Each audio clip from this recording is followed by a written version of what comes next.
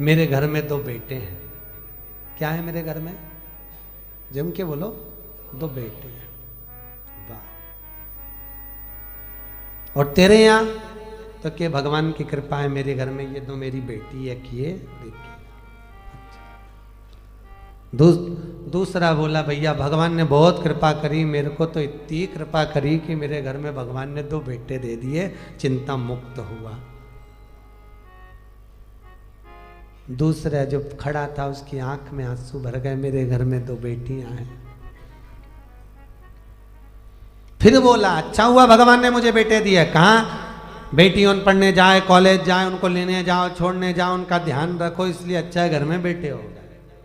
भगवान ने अच्छा मेरे घर में बेटी नहीं दी। इतने में पास में बेटी खड़ी थी, बेटी ने अंकल का कुर्ता खींचा। अंकल, ओ अंकल। हाँ बेटा बोल। अंकल, भगवान बेटी हमेशा मन वाले को, दिल वाले को और किस्मत वाले को देता है, भगवान बेटी कभी भिखारी को नहीं देता। वो छोटी सी लड़की ने, छोटी सी बेटी ने अंकल का कुर्ता खींच कर दी। कहा कि भगवान बेटी हमेशा दिल वाले को, किस्मत वाले को, भाग्य वाले को देता है, भिखारी को नहीं देता। जिसका मन ही नहीं है दान देने का, जो बहन तक को तो कभी 1 रुपया निकाल के नहीं दे, कभी ननन तक को अठन्नी नहीं दे, भगवान ऐसे के घर में क्या छोरी देगा? क्या देगा? भगवान बेटी उसको देता है जिसका मन बड़ा। बेटी आ रही है, देव भाग्य से। और बेटी अपनी किस्मत। एक बार स्वामी विवेकानंद वैष्णो देवी की सीढ़ियां चढ़ रहे थे। एक किसान कंधे पर अपनी बेटी को लेकर जा रहा था, दूसरी बेटी का हाथ पकड़ के जा रहा था। स्वामी विवेकानंद ने कहा बाबा कहाँ जा रहे हो? ऊपर दर्शन करने। तुम्हारे को तुम्हारी बेटी का बोझा लग रहा होगा, लाओ मैं तुम्हारी बेटी को अपने कंधे पर बिठा लेता हूँ, ऊपर जगदम्बा के मंदिर में दे दूंगा, माँ देवी के मंदिर में दे दूंगा। इतने में किसान ने कहा स्वामी विवेकानंद जी, बेटी बाप के कंधे पर बोझा नहीं होती, बेटी जब तक कंधे पर रहती है तो बाप के बोझ को भी हल्का कर देती है, वो बेटियां हुआ करती हैं। बेटी बाप पर बोझा नहीं है। जिस बाप को बेटी बोझा लगे वो बाप नहीं हो सकता। किस्मत वाले हैं। एक बार बेटा अपने माँ बाप को दुखी देख लेगा, पर बेटी कभी अपने माँ बाप को दुखी नहीं देख सकती। थोड़ा सा भी दुख आता है ना तो बेटी कह देती मम्मी अगर तुम्हें यहाँ पर नहीं अच्छा लग रहा तो मेरे पास चलो, मेरे साथ रहना, मेरे पास में रहना, क्यों चिंता करती हो, चलो मेरे साथ में। बेटी होती है जब तक घर में रहती है ना, कल आप लोग सुनेंगे पार्वती जी की विदाई, जब तक घर में रहती है चहकती रहती है, और जिस दिन चली जाती है तो तुम भी उसका मुंह देखने के लिए तरस जाते हो। बेटियां होती ही ऐसी हैं, बेटी का जीवन होता ही ऐसा है। मायके में रहती है तो जब तक कुंवारी रहती है पिताजी के साथ में बैठकर भोजन करती है, बाप के लिए आगे आगे बढ़कर पिताजी थक के आए चाय ला कर दे देगी, जूस बना कर दे देगी, दूध ला कर दे देगी, पापा से पूछ लेगी पापा कुछ थके हुए लग रहे हो, बहुत काम रहता है, मत करा करो इतना, क्यों करते हो पापा, टाइम नहीं मिलता, थोड़ा सा तो घर में रहा करो। बेटी एक ऐसी होती है जो बाप से आगे रहकर पूछ कर उनकी सेवा कर देती है, और एक बहू होती है घर में रहती जरूर है पर पति के लिए सब कुछ कर सकती है, पर जब ससुर थका मांदा आएगा पानी भी लाएगी तो टाइम देख कर लाएगी, चाय भी बनाएगी टाइम देख कर बनाएगी, और विचार करेगी कि सास बना दे तो सबसे अच्छा। परंतु एक बेटी होती है जो समय पर पिताजी को दवाई लेना है, और आज भी बेटी की भले शादी हो जाए पर बार बार फोन लगा कर बोलती है पापा शुगर बढ़ जाएगी, दवाई ले लेना, वो डॉक्टर बहुत अच्छा आया है उससे ले लेना, वो महाराज आए हैं उनसे मिल लेना। बेटी एक ऐसी होती है जो बाप के लिए तत्पर रहती है, बाप के लिए तत्पर। और पर गांव में जब बेटियां ब्याहती हैं, बहुत दूर गांव अगर बेटी को ब्याह दिया, बहुत दूर भेज दिया, तो बेटी भी तरस जाती है अपने माँ बाप से मिलने के लिए, परिवार से मिलने के लिए। और ऐसी कोई माँ नहीं जिसको मायके की याद नहीं आती हो। बूढ़ी से बूढ़ी को भी राखी पर, त्योहार पर, ऋषि पंचमी पर अपने मायके की याद आ जाती है, तो वो भी कह देती है तुम सब मायके चली जाओगी, घर में कोई तो रहे, एक काम करो पाकिट में 4 राखी रख दो, थोड़ी सी कंकु चावल रख दो, मेरे वीरा के लिए, मेरे भाई के लिए भेज दो, भले मैं नहीं जा सकती पर राखी रख के भेज देती।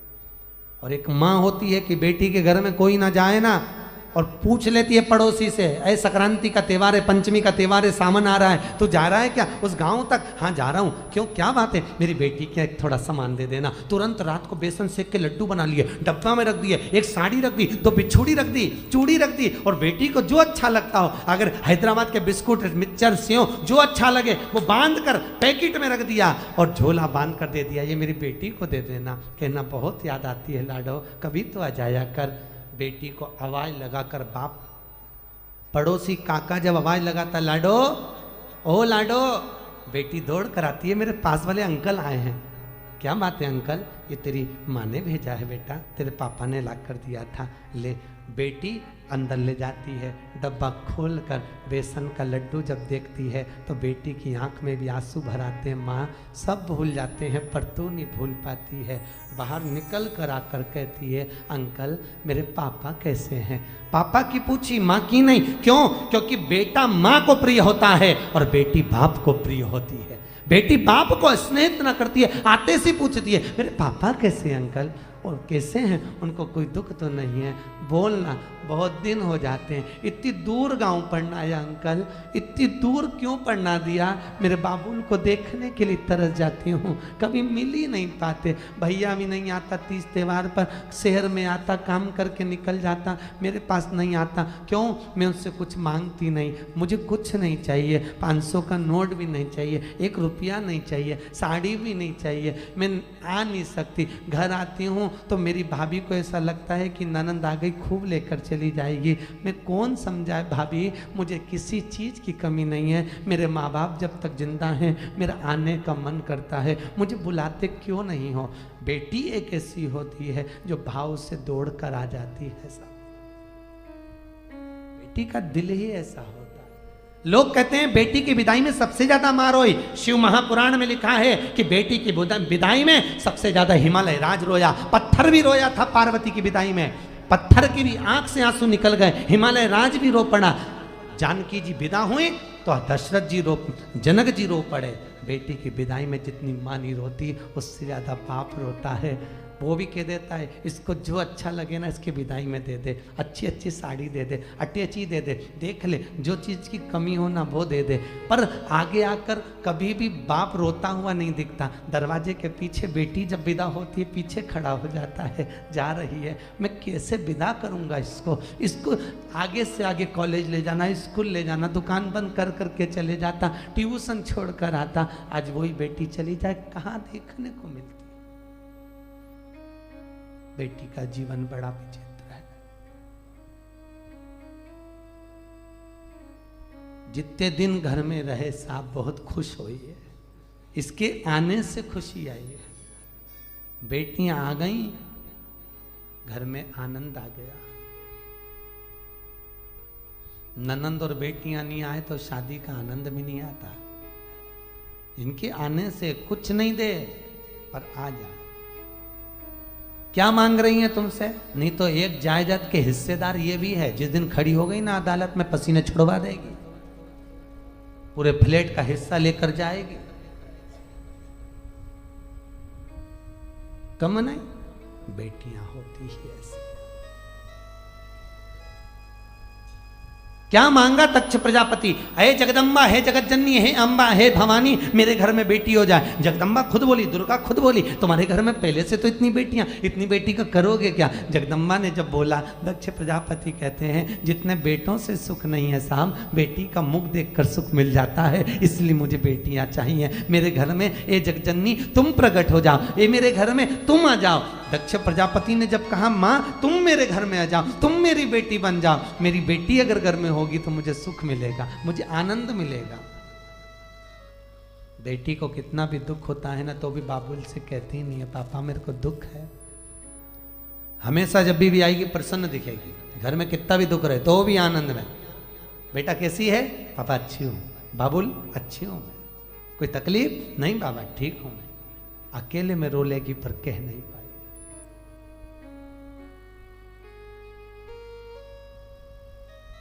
प्रेम रखिए,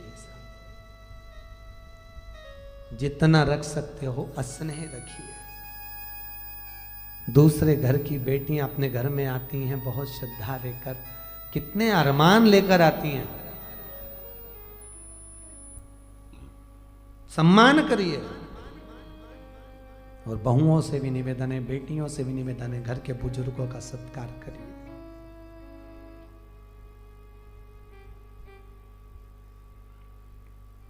धन से नमन मत करो। माता पिता का, सास ससुर का पैसा नहीं चाहिए। पैसा अगर मिल भी गया, हिस्सा जायदाद का मिल भी गया तो चोर चुरा कर ले जाएंगे, वापिस रोड पर आ जाओगे। टैक्स का छापा पड़ गया, सब चले गया, कुछ नहीं बचा। माता पिता का जायदाद हिस्सा नहीं चाहिए। माता पिता की सेवा कर लो, उनका आशीर्वाद चाहिए।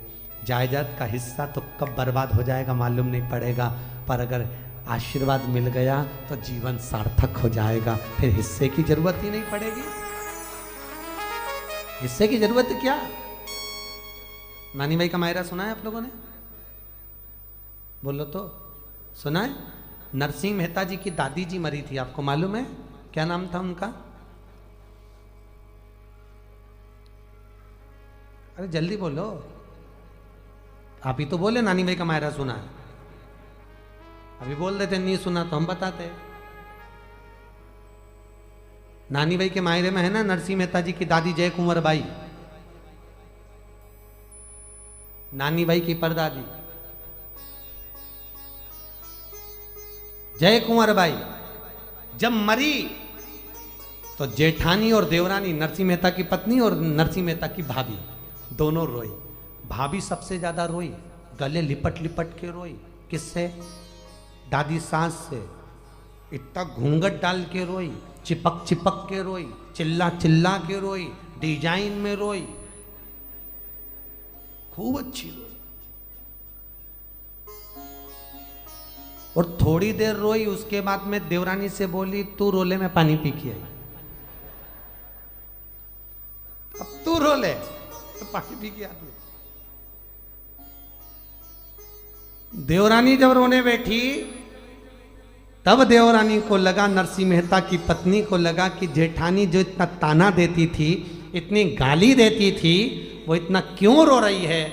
जब देवरानी रोने बैठी तब मालूम पड़ा कि इतनी चिपक के क्यों रो रही थी। सास के कान में सोने की मुर्गी थी, इसको दांत से कतर रही थी। उस सोने की मुर्गी को निकाल रही।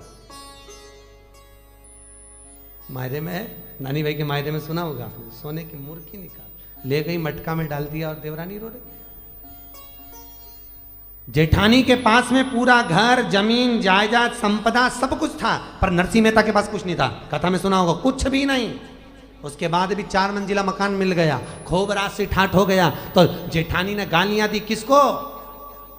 जो बूढ़ी अम्मा मर गई जय कुंवर बाई, उसको, कि चुपचाप से दे गई होगी। चुपचाप से कुछ नहीं दिया, बस दादी ने अगर दिया तो आशीर्वाद दिया। वो आशीर्वाद इतना फल गया कि जीवन सार्थक बना दिया।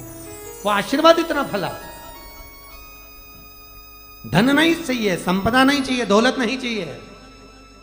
भगवान के मंदिर में जाओ तो रोज रोज कुछ मांगना नहीं, भगवान से निवेदन करना। अधिक मास चल रहा है, अधिक मास की कथा पढ़ोगी तो उसमें लिखा है, लिखा है, क्या लिखा है कि द्रौपदी जब ब्राह्मण की बेटी थी, बहुत छोटी थी, संत लोग आए, इसके पिताजी शांत हो गए। जब संत आए, संतों की इतनी सेवा करी, संतों ने कहा मांग बेटा तुझे क्या चाहिए। तो द्रौपदी ने क्या कहा था? मुझे सुंदर पति मिले, ज्ञानवान पति मिले, वीर पति मिले, अच्छा पति मिले, ऐसा पति मिले, वैसा पति मिले। द्रौपदी ने बस पति मिले, पति मिले, पति मिले 5 बार कह दिया था। तो संतों ने कहा जितनी बार तू बोली उतना ही मिले। ये अधिक मास की कथा में पढ़ा कि नहीं पढ़ा? अधिक मास की कथा में लिखा है, पोथी में। आप किताब पढ़ेंगे अधिक मास की, पोथी में लिखा है, जितना बोल रही है उतना पति मिलेगा, उतना प्राप्त हो। रोज रोज भगवान के मंदिर में जाकर भी नहीं मांगना, सोच कर मांगिए क्या मांग रहे हो।